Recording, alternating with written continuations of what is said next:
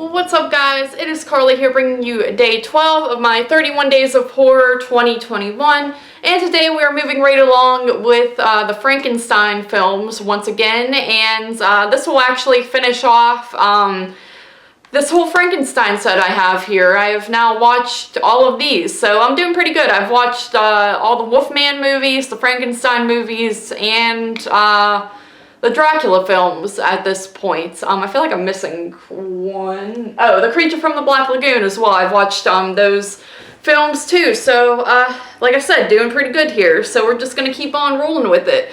And we're talking about The Ghost of Frankenstein from 1942. This is the fourth installment in the Frankenstein legacy, if you will. And this one essentially is just a follow-up to Son of Frankenstein, which I talked about yesterday. You have basically Frankenstein has been left in this sort of like sulfuric state, and he is able to once again be, you know, awoken from it.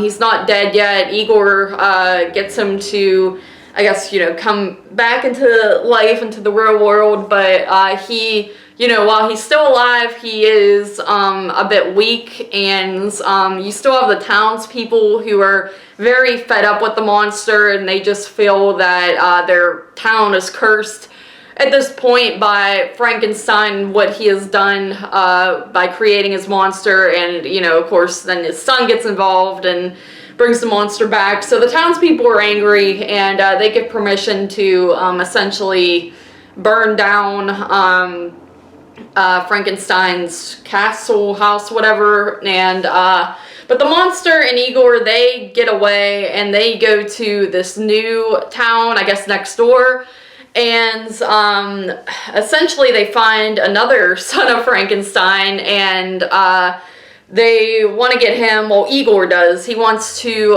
get the monster back into good health and back to how he was. And then he wants to get his brain transferred into the monster himself. So that's pretty much what's going on with this movie.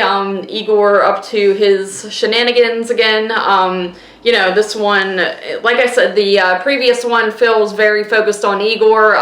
This one kind of focuses on both of them, like the monster and Igor is like this sort of team in a way, but not really. And yeah, like I said, they go to this new town and kind of stir up some drama there. The monster ends up getting a hold of a little girl, and there's a part where he takes her to the top of a building, and the town's just horrified by it. But of course, the monster does have a soft side, and it was very gentle with the child. And I do like that about it.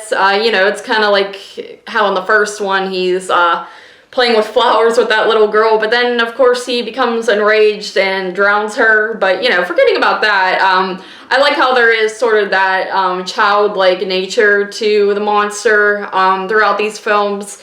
But, you know, if anything happens that they don't really like or they just don't understand, that's when they become really enraged and monster-like. So I've always enjoyed that about Frankenstein's monster, and you definitely get that throughout this film.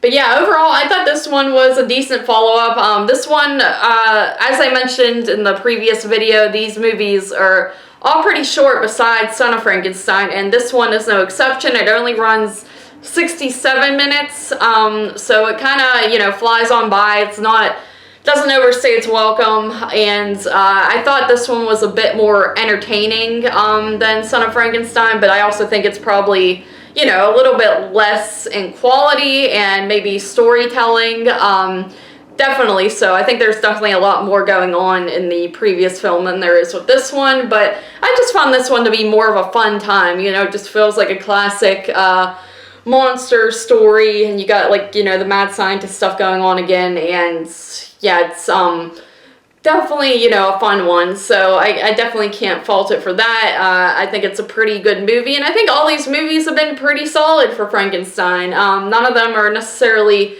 bad or anything like that, so yeah, gotta give it props for that. And they're all unique in their own little ways. You know, you do have similar stuff going on. I do find it funny at the end. This movie ends with like a fire, and I feel like every one of the movies that's kind of like the whole grand finale is something is caught on fire at one point or another. So, you know, they do have their tropes that go throughout the films, but at the same time, it's not like tedious to watch. There's always like some new aspect going on. You know, you have the bride, you have the different family members of Frankenstein, you have Igor kind of taking the reins a little bit more. So I do like that about it. So yeah, for the Ghost of Frankenstein, I would give this one a solid 7 out of 10 because, like I said, I think to me it was a little more entertaining than Son of Frankenstein, but I do think it's maybe not as strong as a film. So I would give this one about half a point below with a 7 out of 10. So yeah, guys, that'll do it. Thank you once again for joining me here for day number 12 of my 31 days of horror, and I'll see you tomorrow for day 13.